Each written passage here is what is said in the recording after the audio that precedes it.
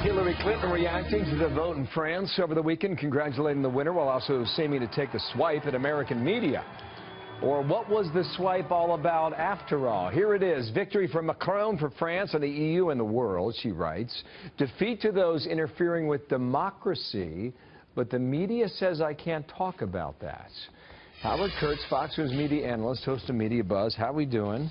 Howie, good morning Bill. to you. What was that all about? Well, first of all, the little-known reason that Hillary Clinton lost the presidential election is that her Twitter feed was so boring, so I'm glad to see her showing a little personality. What this is about is the way in which she got hammered by the press, on the left to some extent as well as the right, for an interview she did with last weekend with CNN's Christiane Amanpour, in which she said, I take full responsibility for my loss, except it was really the fault of Jim Comey, the Russians, WikiLeaks, and never acknowledging any mistake that she had made. She crossed off a lot of them in that answer, didn't she, Howie?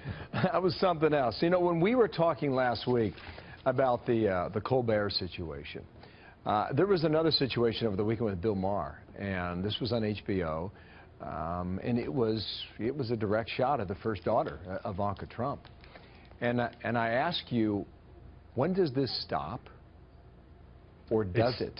Yeah, I wrestled with this myself. I mentioned it on my show yesterday, but you don't want to say exactly what it is. It's a sexual joke, and it was gratuitously disgusting. Let's make no doubt about that. And the fact that Bill Maher dragged in Ivanka Trump is revealing, because there's a feeling now, Bill, in American culture that you can insult and denigrate Donald Trump in the most viciously personal ways, in ways that no modern president has previously been subjected to, and it's all right. It's perfectly acceptable. But now you're bringing in Ivanka Trump for the sin of being the president's daughter and taking a job in the White House. Yeah, could you flip that around? Could you imagine if the shoe was on the other foot?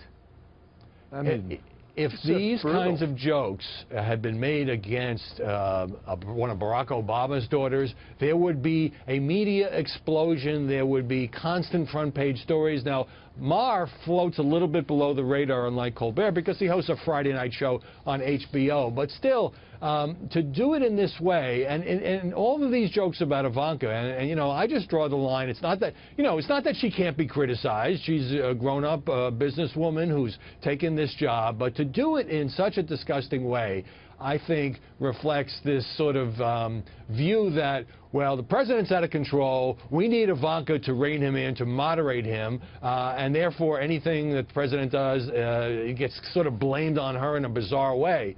But then to go to the sex jokes, the fact that Colbert and Maher are telling sex jokes about the first family just shows you that it's almost like there's no bottom now in culture and what you can say about this family. It's an interesting and sensitive point you're making there. Newt Gingrich is talking about this with Chris Wallace on Sunday, on Fox News Sunday. You characterize it this way. The problem you have with humor in America today is that Hollywood is so enraged at Donald Trump that they can't be funny. All they've got is pure anger, and that's what's coming out in this stuff. And then they think it must be funny because they're called comedians, so they exhibit their anger as almost a pathology on late-night television, and you're supposed to laugh because, after all, they're comedians. They ain't funny because they're too angry to be funny. Is there a level of anger that comes through in this humor?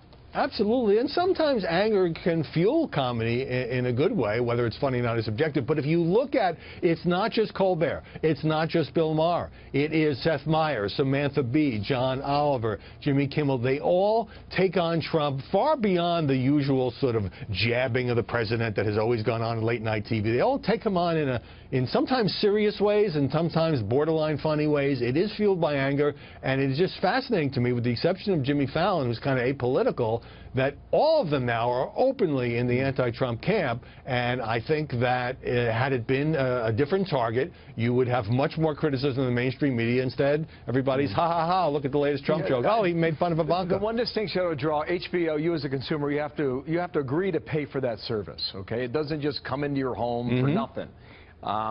With CBS as a broadcast channel, it does come into your home without so much as a payment, Howie.